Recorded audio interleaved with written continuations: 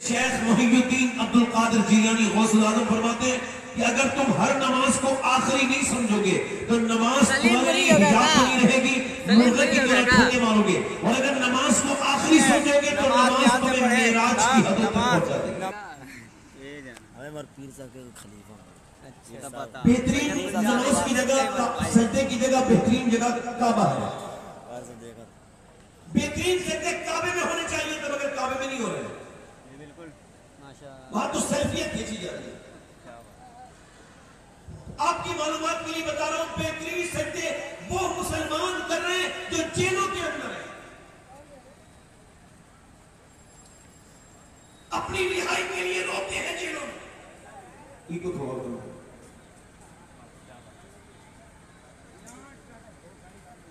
ہر نماز کو آخری سمجھ کے پڑھو۔ اگر یہ ہو سکتا ہے کہ تقریر کرنے والے کی آخری تقریر ہو تو یہ بھی ہو سکتا ہے سننے والوں میں ایک دو لوگ ایسے بیٹھے ہوں جو آج کے بعد پھر کبھی نصیحت نہ سن سکیں۔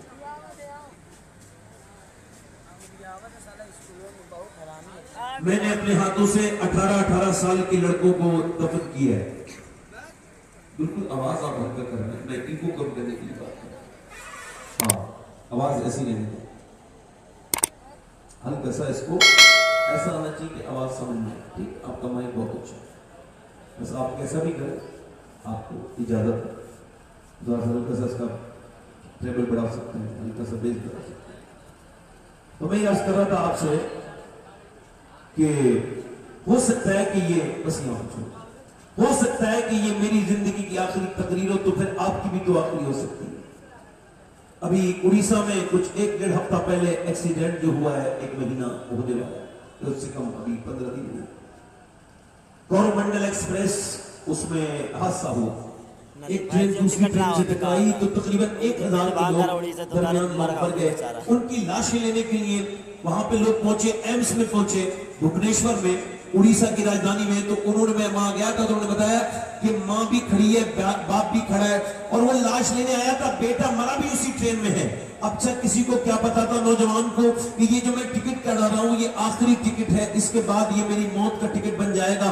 اس نوجوان کو کیا خبر تھی جو رات کو اپنے کانوں میں لیڈ لگا کے گانے سن کے گندی فلم دیکھ کے سویا تھا، اس کو پتا تھا کہ یہ زندگی کی آخری ٹرین ہے اور یہ آخری، اس کے بعد مجھے موت آ جائے گی۔ وہ اپنی زندگی پر فخر کرنے والے سنے کہ جب وہاں لاشیں لینے والے پہنچے تو لاشیں تھیں مگر پہچانی نہیں جا رہی تھی۔ 2 دن مائیں اپنی اسپتالوں کے باہر گھوم کے چلی گئی، کون سی لاش لے کے جائے؟ سب لاشیں تو ایک جیسی ہو گئی ہیں، تقریباً کاٹی گئی ہیں، بیچ میں سے 3 ٹکڑے کیے گئے، کسی کے 4 ٹکڑے کیے گئے، کسی کا سر نہیں ملا، کسی کا ہاتھ نہیں ملا۔ یہ انسان تکبر کرتا ہے اپنے اوپر، 2 منٹ میں قصہ پانی میں بن گیا۔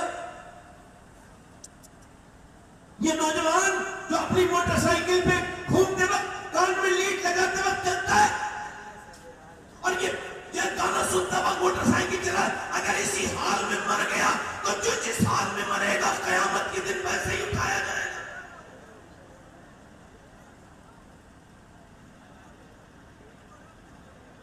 اللہ نہ کرے وہ گندا کام، گندی حرکت کرتے کرتے مر گیا تو پھر کیا ہوگا؟ میرے دوست، میرے بھائی، اللہ کے پیارے رسول ہیں، میرے نبی پاک صلی اللہ علیہ وسلم ارشاد فرماتے ہیں کہ ہر نماز کو آخری سمجھو۔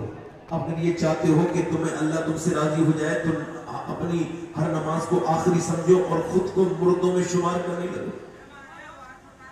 کینسر کے مریض سے جا کے کہو کوئی گندی فلم دیکھے گا؟ نہیں دیکھے گا۔ ایک سلیم نام کا جموں کشمیر کا آدمی تھا، میں اس سے ملنے کے لیے گیا، اس کو کینسر تھا، تو میں اس سے ملا، اس کا انتقال ہو چکا ہے۔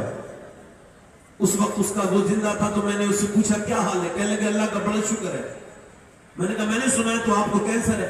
بولے سنا ہوا نہیں ہے، مجھے تو لکھا پڑا کینسر ہے، میرے لیور میں کینسر ہے۔ میں کہا پھر شکر کس بات کا ادا کر رہے ہیں؟ کہنے لگے کتنے لوگوں کو اچانک موت آ جاتی ہے مگر ڈاکٹر کہتے ہیں تم 1.5 مہینے 2 مہینے کے بعد مر جاؤ گے۔ تو میں بس دن رات اللہ کا شکر ادا کرتا ہوں، میرے مالک تو نے مجھے کم سے کم 2 مہینے کا موقع تو دیا ہے توبہ کرنے کا۔ کتنے لوگوں کو اچانک موت آ جاتی ہے، مجھے 2 مہینے کے بعد آئے گی۔ کہتا ہے سید صاحب میں پوری رات روتا رہتا ہوں، مگر ہاں اپنے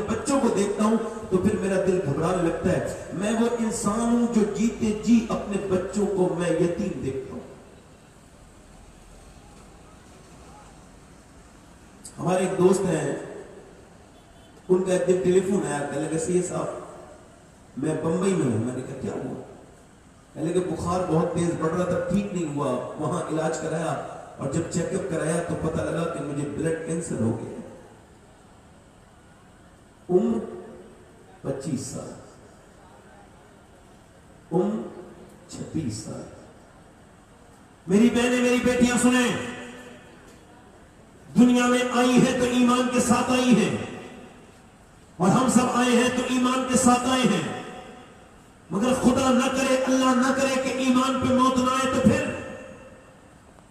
یہ میرا سوال ہے. ایمان کسی کے باپ کی جاگیر نہیں ہے, اللہ کی رحمت کا نام ہے. اور ادھر دیکھو دنیا کی بدمستیوں میں مگر رہنے والے نوجوانوں اور اس دین کو ہلکا سمجھنے والوں, آپ کیا سمجھتے ہو کہ یہ یوں ہی چھوڑ دیے جاؤ گے؟ ایسی پیدا کر دیے گئے تھے؟ نہیں نہیں, ایک ایک ذرے کا حساب ہونے والا ہے, ایک ایک حرف کا حساب ہوگا, ایک ایک لفظ کا حساب ہوگا جو آپ نے بولا ہے. یہ انگلیاں جب تمہارے خلاف بولنے لگیں گی تو بولو پھر کیا بہانہ لے کے آؤ گے؟ جب یہ انگلیاں کہیں گی مالک اس نے گندی چیزیں مجھ سے انگلیوں سے لکھوائی, جب یہ ہاتھ تمہارے خلاف بولے کہ نہیں, جب زبانیں دے دی جائیں, جب تمہاری زبان کو زبان دے دی جائے, جب تمہاری آنکھوں کو آنکھیں دے دی جائیں گی, اس وقت میں کہاں دوڑ کے بھاگو گے؟ بولو. یہ دن رات کا ہونا, ان فی خلق السماوات والارض واختلاف اللیل والنہار لآیات لأولی الالباب, یہ دن رات کا ہونا اس میں نشانی ہے مگر عقل والوں کے لیے. یہ سورج ڈھل گیا, یہ رات ہو گئی, پھر صبح ہوگی, یہ جو صبح ہوئی ہے یہ روز پھر دوسری مرتبہ نہیں آئے گی. ہم موت کے تو نزدیک ہوتے چلے جا رہے ہیں. حضرت سیدنا ابو ہریرہ ایک محدث ہیں, ایک بہت بڑے صحابی ہیں, نام آپ نے سنا ہوگا مجھ سے پہلے بھی. حضرت سیدنا ابو ہریرہ, اچھا انتقال کا وقت ہے, کبھی پیلا رنگ ہوتا ہے, کبھی لال رنگ ہوتا ہے, کبھی سرخ رنگ ہوتا ہے, کبھی پیلا رنگ ہوتا ہے, کبھی تڑپنے لگتے ہیں, کبھی مچلنے لگتے ہیں, کبھی پسینے آنے لگتا ہے. کسی نے قریب جا کے پوچھا اتنے بڑے صحابی ہیں اور آپ کو کیا موت سے ڈر لگا ہے؟ آپ کہتے ہیں نہیں میں مجھے موت سے ڈر نہیں لگا ہے, بلکہ مجھے نبی کریم کا حدیث یاد آ رہی ہے. اللہ کے رسول فرماتے ہیں کہ مرنے والا تب تک نہیں مرتا جب تک اس کو یہ پتہ نہ چل جائے کہ تو مرنے کے بعد جنتی ہے یا جہنمی ہے, یعنی تیرا ایمان پہ خاتمہ ہو رہا ہے کہ نہیں ہو رہا ہے. تو میں اپنے رب سے کہہ رہا ہوں مالک, ابو ہریرہ بوڑھا ہے, ابو ہریرہ گنہگار ہے, اس نے پوری زندگی گناہ کیے ہیں اور موت کا وقت اس کا قریب ہے. ابو ہریرہ پہ کرم کرنا, اے میرے مالک موت کا وقت ہے, اس کا ایمان پر خاتمہ فرما دینا, ابو ہریرہ کا ایمان پر خاتمہ فرما دینا. اگر تو نے آج ابو ہریرہ پر رحم نہ کیا تو ابو ہریرہ برباد ہو جائے گا. اے اللہ ابو ہریرہ برباد ہو جائے گا. اگر تو نے اس وقت ابو ہریرہ پہ کرم نہ کیا تو ابو ہریرہ برباد ہو جائے گا. حضرت سیدنا جنید بغدادی سید الطائفہ, کون نہیں جانتا جنید بغدادی کو, اور وہ اپنے مرید کے قریب بیٹھے, اس کا انتقال ہونے والا ہے. آپ اس کے سامنے سورہ یاسین پڑھتے ہیں, وہ کہتے ہیں مجھے سورہ یاسین سے نفرت ہے, اس کو بند کر لو. آپ نے قرآن شریف کو بند کر لیا. تھوڑی دیر کے بعد گھبرانے کے بعد آپ نے اس سے کہا ایسا کر کے بیٹے کلمہ پڑھ لے. اس نے کہا کلمے سے نفرت, قرآن سے, آج سے, اسلام سے, سب سے نفرت. حضرت سیدنا جنید اس کے قریب بیٹھے اور وہ انہی الفاظ کے ساتھ مر گیا.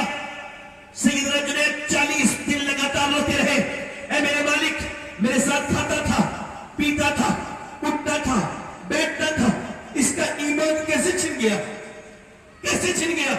40 دن کے بعد خواب میں دیکھا جہنم کے فرشتے گھسیٹ کے لے کر کے جا رہے ہیں, اور ان جہنم کے فرشتوں نے اس کے جبڑے میں ڈالی ہے انکڑی, یعنی جہنم میں ہاتھ میں نہیں ڈالی جائے گی بلکہ انکڑی ڈالی جائے گی, انکڑی ڈالی جائے گی جبڑے میں, اور جبڑے کے بل گھسیٹتے ہوئے لے کے جا رہے ہیں جہنم کی طرف. آپ نے اس سے پوچھا تو کیسے برباد ہو گیا؟ کہنے لگا حضور میں 3 گناہ کرتا, 2 گناہ کرتا تھا چھپ کر, جسے میرا اللہ جانتا تھا اور میں جانتا تھا, اسی وجہ سے میں برباد ہو گیا. میں مرتبہ میرا ایمان چھین لیا گیا, میرا اللہ مجھ سے ناراض ہو گیا.